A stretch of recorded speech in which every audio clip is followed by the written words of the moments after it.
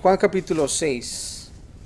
Ahora vamos a entender lo que está pasando en este capítulo y vamos a comenzar en el versículo 28 y 29, pero vamos a leer unos cuantos antes.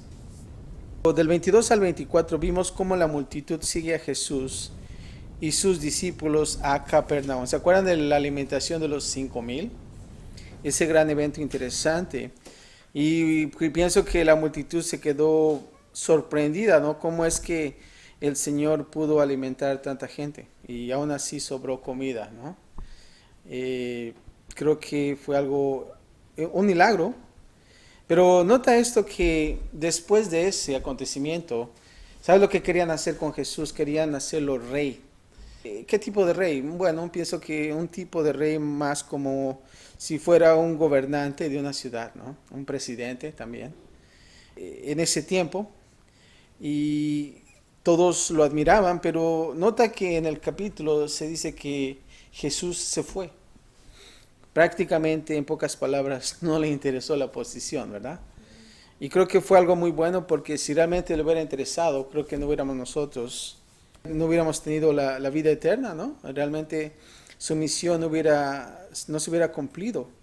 Y creo que él realmente no es rey de un solo lugar, sino que es rey de todo el mundo, ¿no? Y realmente él hizo y completó la misión.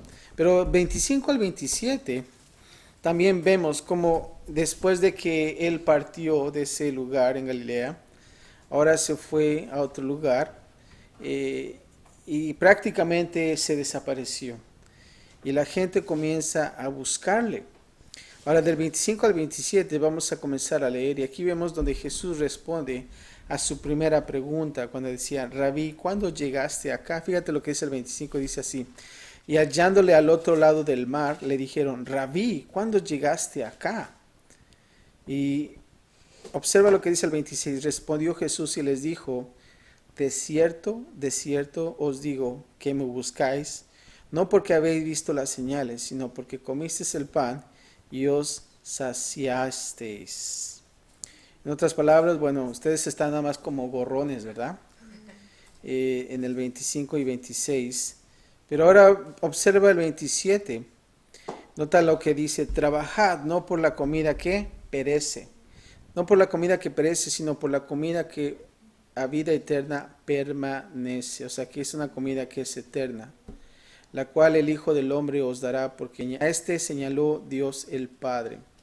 En otras palabras, está diciendo Dios, Jesús aquí, no busquen por las cosas materiales, busquen por las cosas espirituales. Dice el cual el Hijo del Hombre os va a dar. ¿Y qué es lo que va a pasar? Bueno, Él está consciente que Él va a dar su vida por nosotros. Y creo que lo que Jesús quiere hacer aquí es enfocarnos en eso. Busquen por las cosas espirituales, porque las cosas terrenales que perecen, ¿verdad? Y nosotros vemos en nuestra vida cómo esas cosas perecen. Pero vamos a ver ahora, comenzando del 28 al 71, y el título de este capítulo es Jesús, el pan de vida. Jesús, el pan de vida. Creo que nosotros hemos escuchado ese nombre que se le da a Jesús. Pero en la parte número 5 vamos a comenzar del 28 al 59 como Jesús el pan de vida. Y vamos a comenzar con 28 y 29, que Jesús responde a su segunda pregunta. Y dice así, observa el 28 que dice, entonces le dijeron, ¿qué debemos hacer para poner en práctica las obras de Dios? Fíjate esta pregunta, las obras de Dios. Ahora, versículo 29 dice, respondió Jesús y les dijo, esta es la obra de Dios. ¿Nota eso? No está diciendo, estas son las obras. Ahora, no es por obras para que nadie que se gloríe. Está hablando Jesús por una obra. Y dice, esta es la obra de Dios. ¿Y qué es? Que creáis en el que Él ha enviado. Ahora, el sentido detrás de su pregunta parecía ser de este modo. Si lo quisiera poner en otras palabras, lo que están preguntando aquí los líderes es Solo dinos qué hacer para que podamos obtener lo que queremos de ti. Y que están diciendo, bueno, queremos tu pan milagroso y que seas nuestro rey milagroso. En pocas palabras, los líderes les quieren decir qué tenemos que hacer para obtener eso, ¿no? Están enfocándose en las cosas terrenales. Ahora, nota esto. Dice, esta es la obra de Dios. Aquí Jesús está ordenando, y también a nosotros, que no hicieran algo, sino que confiaran. Si queremos hacer la obra de Dios, esto comienza en confiar en Jesús. Y subraya la palabra, que creáis, que confíes en Dios. La pregunta es, ¿confiamos en Dios? Esa es la gran pregunta. Estamos confiando en Dios. Nota que los líderes están diciendo, ¿qué debemos de hacer para poner en práctica las obras de Dios? Y es como aquellos lugares que tratan de ponerte muchas regulaciones y estándares en tu vida que a veces ni ellos mismos pueden alcanzar, ¿verdad? Y tienes que hacer esto y no tienes que hacer esto y tantas cosas que tú ves y tú dices, wow, y te sientes como atado, ¿verdad? Pero nota aquí que Jesús está diciendo, esta es la obra de Dios, que creáis en el que Él ha enviado. Y debemos nosotros confiar en Dios. Ahora entiende esto, un padre no solo quiere obediencia del hijo. Una relación de confianza y amor es mucho más importante para el padre. La esperanza es que la obediencia crezca de esa relación de amor y confianza. Dios quiere, escucha esto, Dios quiere el mismo patrón en nuestra relación con Él. Ahora, la primera obra es creer en el que Él ha enviado. Sin embargo, Dios también se preocupa por nuestra obediencia. En este sentido, nuestra fe en Él no es un sustituto de las obras. Escucha esto, nuestra fe es el fundamento de las obras que realmente agradan a Dios. Pero fíjate lo que dice 32 y 33. 30 al 33, perdón, dice, aquí vemos Jesús respondiendo ahora a su tercera pregunta. Dice el 30, le dijeron entonces, ¿qué señal pues haces tú para que veamos y te creamos? ¿Qué obra haces? Ahora nota aquí que dice, ¿qué señal pues haces tú? Entendamos que la multitud que escuchaba a Jesús en la sinagoga en Capernaum lo siguió desde la alimentación de los 5,000. O sea que había esa multitud de 5,000, pero dentro de esos 5,000 también habían líderes religiosos, líderes judíos de Jerusalén, como nosotros los observamos en Mateo también 15 y Juan 6. Estos escucharon la emocionante charla sobre la alimentación milagrosa, pero ¿sabes qué? Querían verlo otra vez. Así también los que comieron querían comer otra vez, ¿verdad? Porque aquel que busca milagro quiere más milagros. ¿Nota eso? El que realmente recibe un milagro, dices, yo voy a ir al mismo lugar porque quiero otra vez el mismo milagro. O milagros más. Y fíjate lo que dice el 31. Nuestros padres comieron el maná en el desierto. Nota eso, están observando un milagro. Como está escrito, pan del cielo les dio a comer. Los que cuestionaron a Jesús esperaban poder manipularlo para que proveyera pan diario para ellos. Y creo que a veces nosotros actuamos de la misma manera. Queremos manipular a Jesús. Recibimos un milagro y queremos otro milagro y estamos pidiendo, ¿por qué? Más milagros. Tal como Israel lo había recibido de Dios en el Éxodo, y nosotros observamos muchos milagros, incluso supieron cómo citar la escritura en el intento, cuando dijeron ellos, pan del cielo les dio a comer. Ellos lo que dijeron eso, ¿verdad? Y ellos están usando esa cita. Ahora, nota en el versículo 40 de Salmo 105, se dice que ellos pidieron e hizo venir codornices y los sació del pan del cielo. ¿Se acuerdan que ellos se cansaron del maná? Y dices, ya no más maná, ¿verdad? Es como si comieras tacos todos los días, ¿no? Ya no más tacos, ¿verdad? Mejor una hamburguesa o algo así, ¿no? Y vemos cómo Israel se quejó, pero Dios proveyó. Ahora nota el 32, ¿ves? De aquí dice, y Jesús les dijo, de cierto os digo. Es como si dijera, en verdad te digo, no os dio Moisés el pan del cielo, mas a mi Padre os da el verdadero pan del cielo. Ahora, Moisés no fue el que lo dio, pero nota aquí ahora como dice, mi Padre os da el verdadero pan del cielo. Ahora, si nosotros pudiéramos poner en otras palabras este versículo, pudiéramos ponerlo de esta manera. ¿Qué otras obras podemos hacer? Esta es la obra. Darles la palabra de Dios y vida eterna a través de mí. Este es el pan espiritual del que deben alimentarse para tener vida. Eso es lo que Dios quiere decir aquí. Jesús está tratando de llevarlos a ese lugar. Lamentablemente ellos estaban más por lo material. El verdadero pan del cielo es realmente la palabra de Dios, la vida eterna a través de quién, de Cristo Jesús, ¿verdad? Porque esa fue su misión. Este es el pan espiritual del que deben alimentarse. ¿Para qué? Para tener vida. No es acerca de un milagro. Y eso es lo que vemos ahora. Nota el 33. Dice, porque el pan de Dios es aquel que descendió del cielo y da vida al mundo. Ahora, ¿qué estarían pensando quizás los judíos del maná, verdad? Pues es el maná. Pero no lo es así.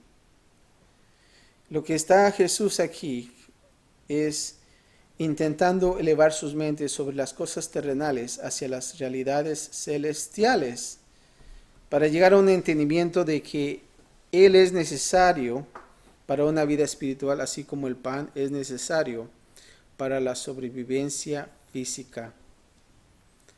Y creo que ellos aún así no lo entendían. Ahora, nota el 34 al 40. Aquí Jesús responde a su pedido. Y fíjate lo que dice. Le dijeron, Señor, danos siempre este pan. Ahora, ellos querían el pan material que Jesús proveyó solamente. Todavía no agarraban la onda, como dicen por ahí, ¿verdad? Danos ese pan. Nosotros queremos ese pan verdadero. Y todavía no entendían.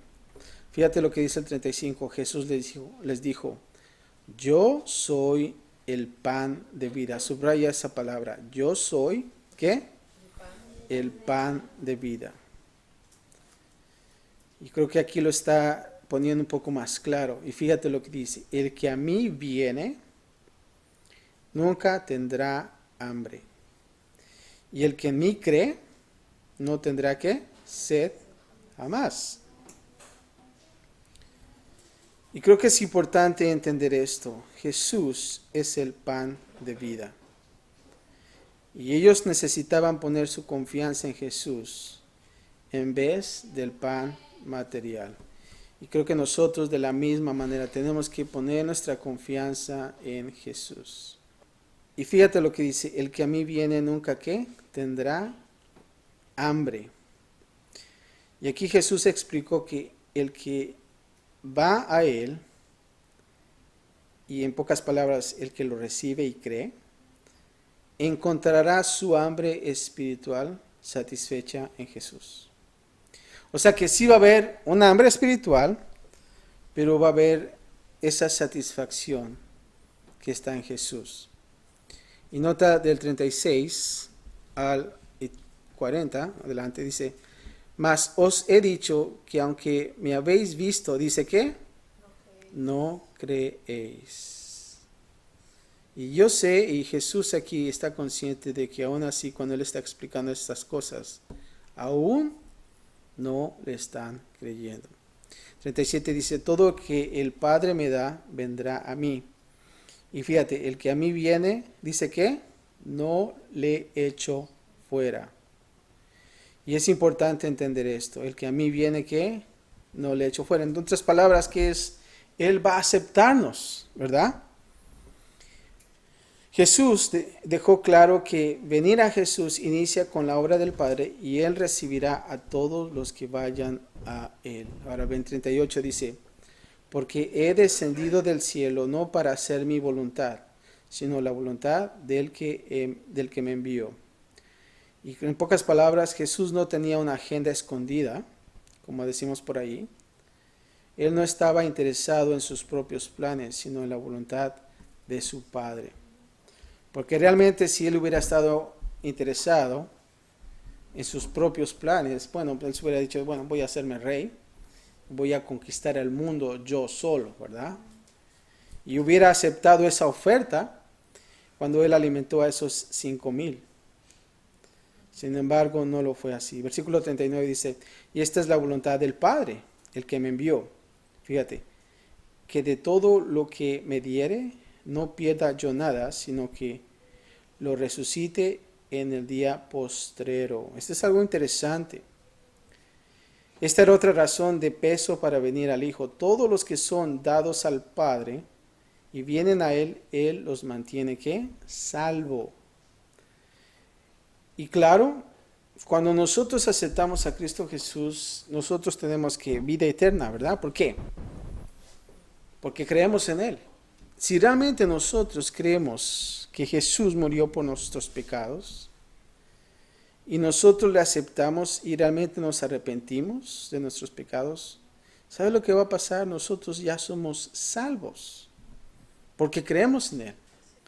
Y fíjate lo que dice el 40, y esta es la voluntad del que me ha enviado, que todo aquel que ve al Hijo y cree en Él, subraya la palabra creer, y dice, tenga que vida eterna. Y nota esto, y yo lo resucitaré en el día postrero.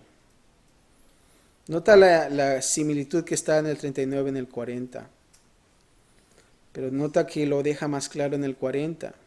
Si nosotros venimos al Hijo y creemos en Él, vamos a tener ¿qué? Vida eterna. Y van a haber gente que te dice, no, es que no, el Hijo no es, ¿verdad? Jesús no solamente fue un maestro, solamente fue un buen maestro. ¿Sabías que mucha gente piensa así? Pero no cree. Y creo que es importante esto, dice, tenga vida eterna, y dice, yo le resucitaré en el día postrero. Ahora, 41 al 46, vamos a ver que Jesús explica por qué lo rechazan. Ahora, fíjate, después de haber dicho esto, fíjate lo que dijeron. Murmuraban entonces de él los judíos, porque había dicho, yo soy el pan que descendió del cielo. Y yo pienso que cuando dijo Jesús eso, todos empezaron a hablar, empezaron a comentar, ¿verdad? Y el 42 dice, y decían, ¿no es este Jesús el hijo de José, cuyo padre y madre nosotros conocemos? ¿Cómo pues dice este, del cielo he descendido? Y están hablando todo terrenal, ¿verdad? Porque están viendo que sí, bueno, prácticamente es el hijo de José, pero prácticamente José fue su padrastro, en pocas maneras, ¿verdad? Para mejor entender, cuyo padre y madre nosotros conocemos. Ahora el 43 dice, Jesús respondió y les dijo, no murmuréis entre vosotros. El 44 dice, ninguno puede venir a mí si el Padre que me envió no le trajere, y yo le resucitaré en el día postrero. Ahora la palabra murmurar indica descontento. Es el confuso sonido que corre sobre una multitud cuando están enojados y en oposición. Ese es el significado de murmuro. Entonces, quiere decir que los líderes estaban enojados, que no aceptaban, ¿verdad? Cuando hay manifestaciones hay murmuros, ¿verdad? Porque están enojados y no están de acuerdo. Y nota aquí que estaban murmurando. Ahora nota cuando dice, ninguno puede venir a mí si el Padre que me envió no le trajere. Aquí los judíos pensaban que todos ellos eran escogidos por Dios por virtud de su nacimiento físico y natural. Pero Jesús dejó claro que Dios debía traerlos a Él antes de que ellos pudieran venir a Dios. Cualquiera que responde al Padre responderá al Hijo. Y el problema que ellos tienen, ¿sabías cuál es? Es que ellos no aceptan a Cristo Jesús como el Salvador. Pero vemos aún así, cuando estaba Jesús, los líderes estaban murmurando en contra de él.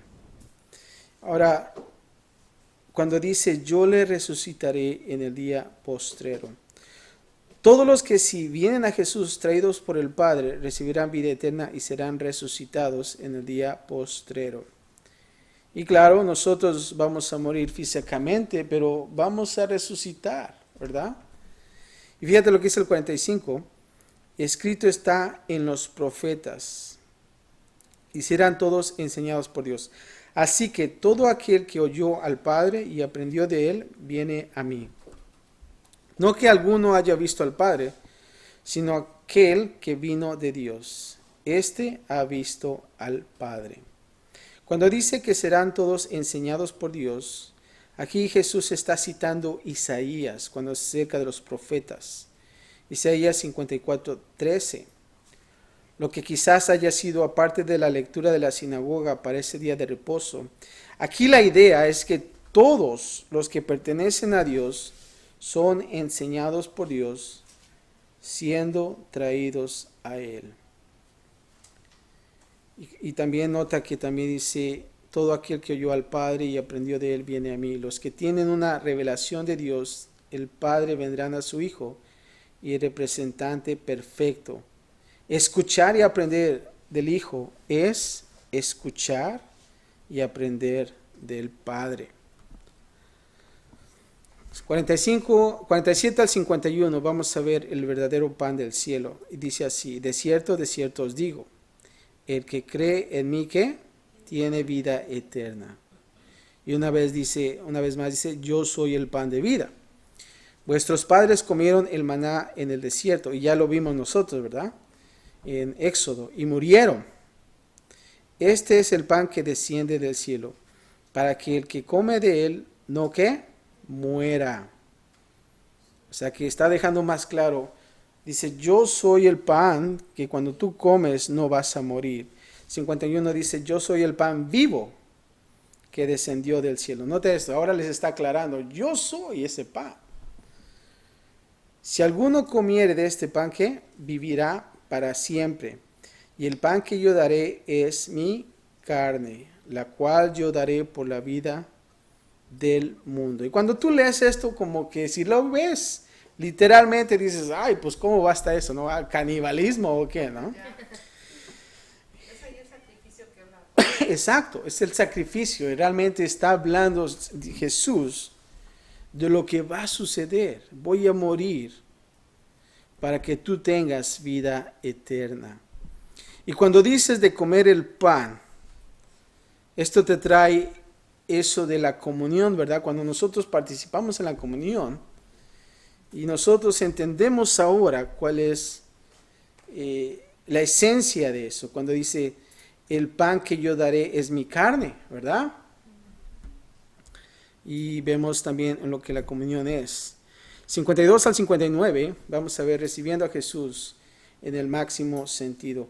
Entonces los judíos contendían entre sí diciendo, ¿cómo puede este darnos a comer su carne? Nota esto. Ya estaban pensando muy malo, ¿no? Jesús es caníbal, ¿no? Jesús les dijo, de cierto os digo, en pocas palabras, en verdad les digo, si no coméis la carne del Hijo del Hombre y bebéis su sangre, nota esto, no tenéis vida en vosotros. El que come mi carne y bebe de mi sangre, ¿tiene qué? Vida eterna, y yo le resucitaré en el día postero. Fíjate, nota esto, cómo repite eso, yo le resucitaré. Porque es importante, ¿verdad? Nosotros no queremos morir. ¿Te has dado cuenta? Entre más grande eres, como que más te preocupas. ¿Cuándo me voy a morir? Bueno, no quiero ser tan drástico. Pero dice que yo lo resucitaré en el día postrero.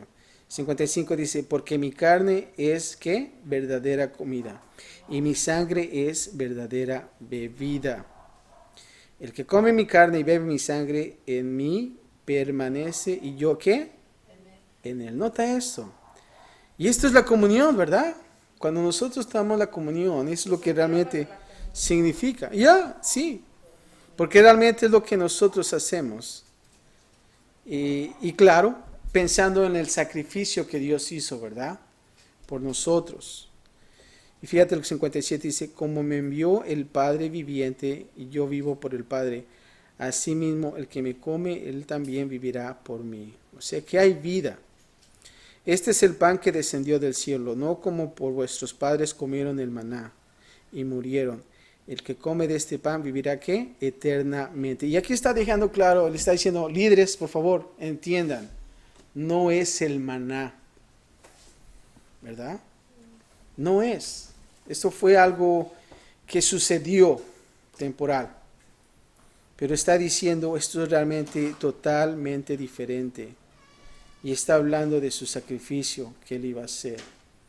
Y nota el 59, dice, estas cosas dijo en la sinagoga.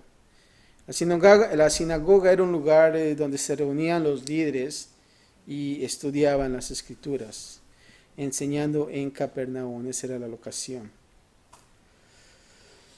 Y claro, la pregunta, ¿cómo puede darnos a comer su carne? Es probable que los líderes judíos malinterpretaron intencionalmente a Jesús en este punto. Pero vemos cómo Jesús aclara eso. Ahora, parte número 6, para terminar, del 60 al 71. Vamos a ver reaccionando a las radicales declaraciones de Jesús. Ahora, vamos a ver qué es lo que pasa después de que Jesús había compartido esto. Vamos a tomar los primeros 4 versículos. Fíjate, dice, muchos discípulos se fueron. Al oírlas, muchos de sus discípulos dijeron, dura es esta palabra, ¿quién la puede oír? Sabiendo Jesús en sí mismo que sus discípulos murmuraban de esto, les dijo, ¿esto os ofende? Ahora, a veces no esperábamos eso a los discípulos, ¿verdad? Pero son los primeros en brincar, ¿verdad? Y están aquí los discípulos diciendo, pues está duro, ¿no? ¿Quién puede oír esto, no? Ahora, aquí cuando dice, ¿cómo contesta Jesús? Esto os ofende. Jesús entendió la ofensa que muchos de sus oyentes tomaron de su enseñanza. Sin embargo, no cambió su enseñanza ni sintió que fue su culpa. Yo pienso que son palabras fuertes, pero pienso que el Señor Jesús está tratando de aclarar un punto importante de lo que iba a suceder más adelante. Y claro, nota que los discípulos también como que empezaron a murmurar. Aquí dice la palabra de Dios que murmuraban. Y pues imagínate, qué difícil es, ¿no? Estás enseñándole y están tus discípulos y pues son los discípulos que dudan de ti, ¿no? Qué difícil. Pero vamos a ver el 62, dice, pues qué, si vieres al Hijo del Hombre subir a donde estaba primero. Jesús básicamente dijo, en otras palabras, si todo esto los ha ofendido, ¿qué pensarán cuando me vean en gloria y tengan que responder ante mí en el juicio?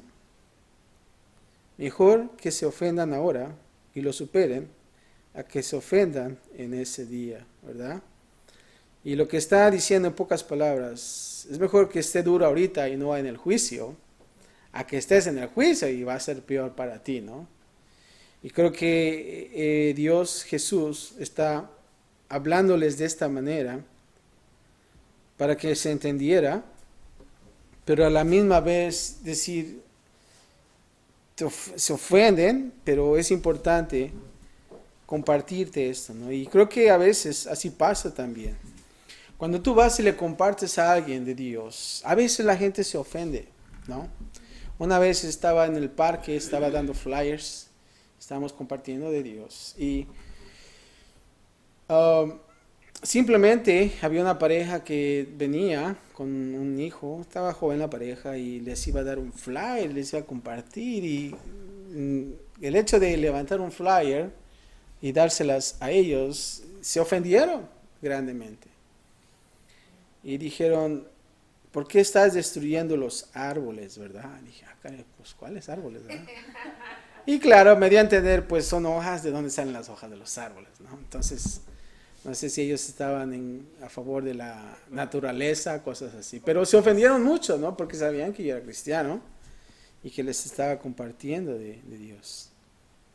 Pero fue una gran ofensa y claro, no les dije nada, pero vemos ahí la actitud que ellos, cómo ellos pueden rechazar algo, ¿no? Y en mi corazón quise decir, bueno, pero pues vas a tener vida eterna y cosas así, pero dije, no, pues no quiero ofenderlos, ¿verdad? Va a ser duro y me va a golpear el muchacho porque estaba más grande que yo, pero bueno. Pero vemos ahí, y vemos aquí Jesús su reacción, que aún así enfrenta a sus discípulos y está diciendo, ¿acaso esto les ofende? Es mejor que ustedes se ofendan ahorita y no ante el juicio, ¿verdad?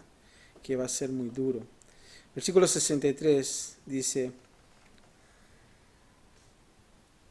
el Espíritu es el que da vida. La carne para nada ¿qué? Aprovecha. Es tan importante esto, nota esto. ¿Qué nos da vida? El Espíritu. La carne para nada aprovecha. Y creo que debemos de poner esto en práctica.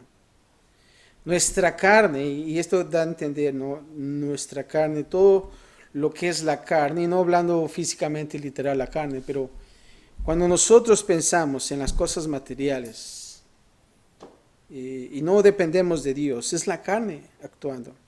Y tú puedes decirme, ¿acaso hay cristianos carnales? Sí lo hay, muchos.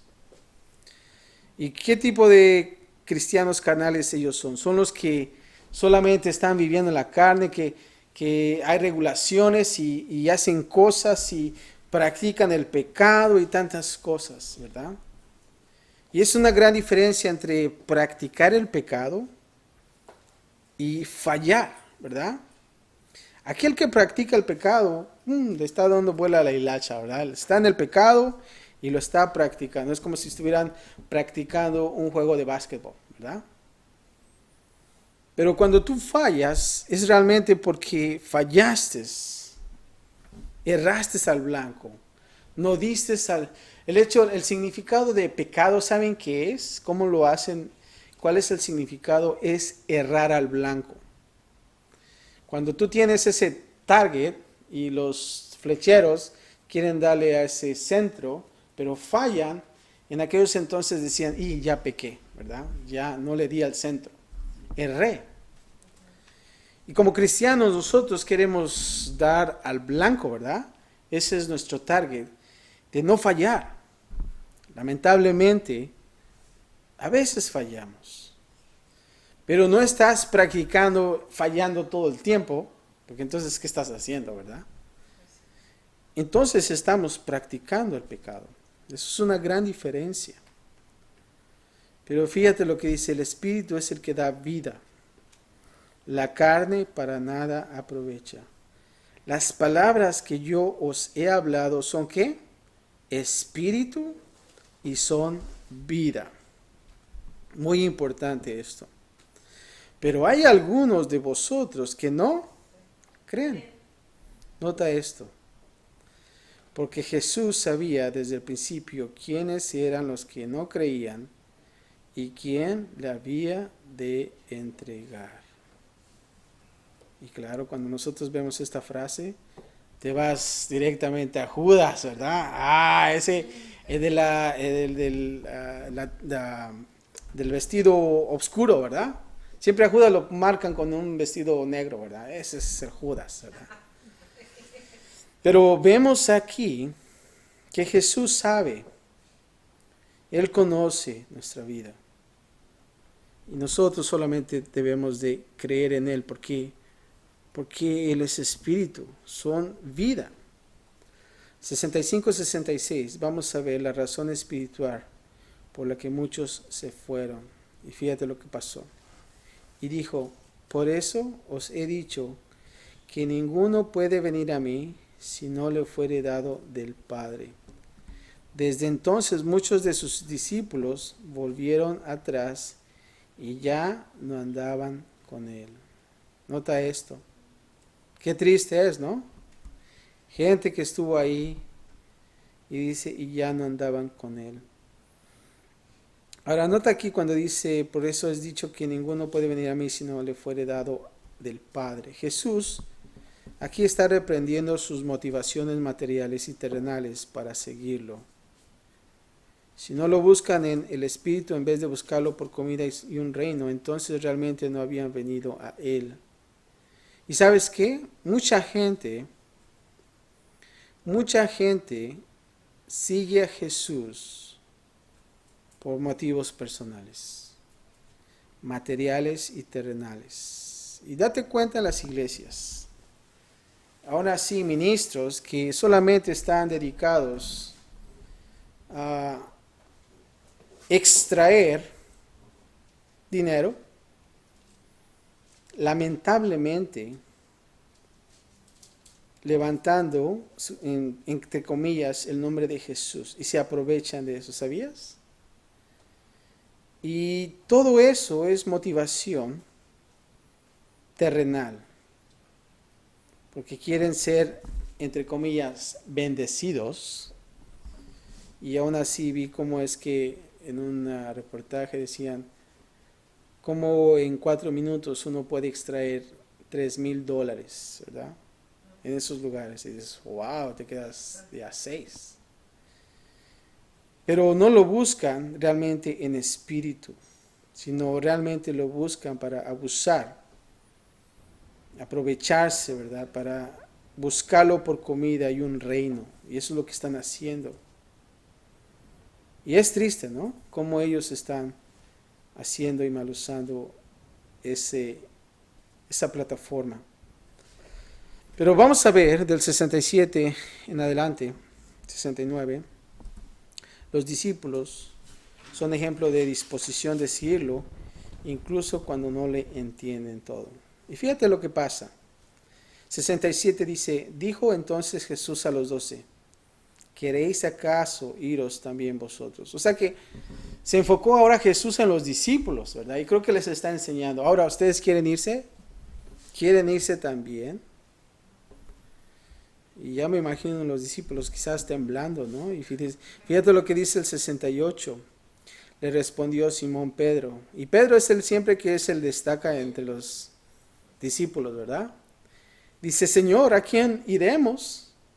Tú tienes, ¿qué? Palabras de vida eterna. Subraya eso, tú tienes palabras de vida eterna. ¿A dónde vamos a ir si tú tienes palabras de vida eterna? Y luego el 69 dice, y nosotros hemos creído y conocemos que tú eres el Cristo, el Hijo del Dios viviente. Estos dos versículos son muy hermosos, porque cuando nosotros vemos la palabra de Dios, realmente hay vida eterna en esas palabras. Y aquí, Simón, Pedro, dio una maravillosa declaración de fe. Escucha esto rápidamente. Pedro reconoció a Jesús como Señor. La pregunta es, ¿nosotros reconocemos a Jesús como nuestro Señor? Pedro reconoció a Jesús como la alternativa preferida a pesar de las dificultades. Cuando tú estás en una dificultad, ¿confías en Él? ¿Cuál es tu alternativa? ¿Jesús? Pedro reconoció el valor de las cosas espirituales, más que los deseos materiales y terrenales. La pregunta es, ¿realmente nosotros estamos valorando las cosas espirituales? Es algo que nosotros tenemos que reflexionar. También Pedro reconoció a Jesús como el Mesías, el Cristo, Dios, el Hijo del Dios viviente. Y creo que es muy importante para nosotros reflexionar en esto. Él es nuestro Señor. Cuando nosotros estamos en problemas, Él es nuestra alternativa. Cuando se trata entre lo material y lo espiritual, ¿es Jesús al que queremos seguir? ¿Realmente Él es Dios? Eso es realmente lo que Pedro estaba testificando. Y los últimos dos versículos, 70 y 71, vemos el conocimiento de Jesús por sus propios discípulos. Y dice así, Jesús les respondió, ¿no os he escogido yo a vosotros los 12? Y uno de vosotros es, ¿qué? Diablo. Nota eso. Y claro, hablaba de qué? Judas Iscariote, hijo de Simón. Porque este era el que le iba a entregar. ¿Y era qué? Uno de los 12. Ahora, nota esto. O sea, cómo es que... Imagínate decirle eso a sus discípulos y uno es el diablo, pues todos están quizás viendo, hijo, ¿quién es, no? Pero nota aquí, Jesús en realidad sí escogió a los 12 discípulos, sin embargo, uno de entre los que escogió era como un diablo y le iba a entregar. La pregunta es, ¿acaso se equivocó Jesús? Ahora, uno de ellos era un diabolos. Es la palabra griega, que significa un calumniador. ¿Sabes qué es la palabra calumniador? Es lo que significa. Es uno que calumnia, que habla falsamente de una persona, la difama. Un falso acusador. Pero probablemente aquí es utilizada como el equivalente del hebreo Satanás. Lo que quiere decir es el adversario.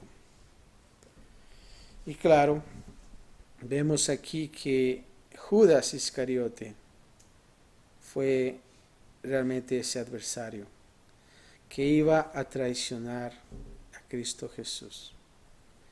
Y vemos cómo sucedió más adelante y cómo se desenlaza esta historia. Pero creo que es bueno y es importante entender que aún así, cuando Jesús, a pesar, los discípulos no le entendían, Jesús todavía los confronta. Pero vemos que aún así, los discípulos todavía continuaron con él. Cuando fue crucificado, notas que ellos se fueron, ¿verdad? Pedro lo negó 3 veces. Qué feo fue eso, ¿no? Y Pedro sabía, no, yo nunca lo voy a hacer, Señor, ¿verdad? ¿Y qué es lo que pasó? Todos, si te das cuenta, todos los discípulos en la crucifixión se desaparecieron, ¿verdad? ¿Y dónde están, verdad? ¿Notas eso? Ahora, creo que es importante entender eso. A veces nosotros somos como los discípulos. No creemos.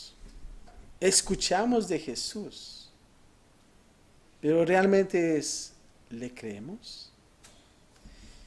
La historia de 2 ciegos que Jesús iba pasando y mucha gente estaba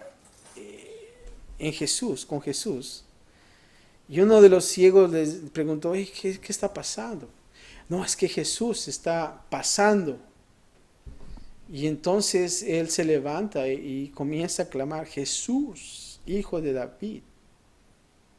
Y Jesús no le hace caso, ¿no? Y sigue adelante, ¿no? Y hasta lo callan, cállate, ¿no? Estás haciendo mucha bulla aquí. Pero él continúa diciendo, Jesús, hijo de David. Y Jesús se para y le dice, ¿qué quieres que haga? Quiero recobrar la vista, quiero ver. ¿Sí me entiendes? Y creo que es importante que nosotros de la misma manera podamos decirle a Dios, queremos verte. Porque escuchamos de Jesús. Pero hay una gran diferencia de verlo, ¿verdad? Y claro, no lo vamos a ver físicamente porque aún así hemos visto que a nadie ha visto, ¿verdad? A Jesús nadie lo ha visto. Pero estoy tratando de darles a entender. Cuando nosotros vemos a Jesús en nuestras vidas, todo es diferente. Tú escuchas de Jesús cuando vas a la iglesia, pero cuando ves a Jesús, es una historia totalmente diferente. Y lo que quiero decir esto es, cuando tú ves a Jesús, ves cómo Jesús trabaja en tu vida. hace esos cambios. Cuando nosotros nos arrepentimos de las cosas que estamos viviendo en la carne y decir, ya no quiero más vivir en la carne, pero ahora quiero vivir en el Espíritu. ¿Sabes lo que pasa? Comienzas a hacer esa reacción de verlo más y más a ti. Cuando tú comienzas a adentrarte en la palabra de Dios y lo puedes ver en tu vida, ese Señor, esto es lo que está pasando en mí. Ese es el misterio de la piedad.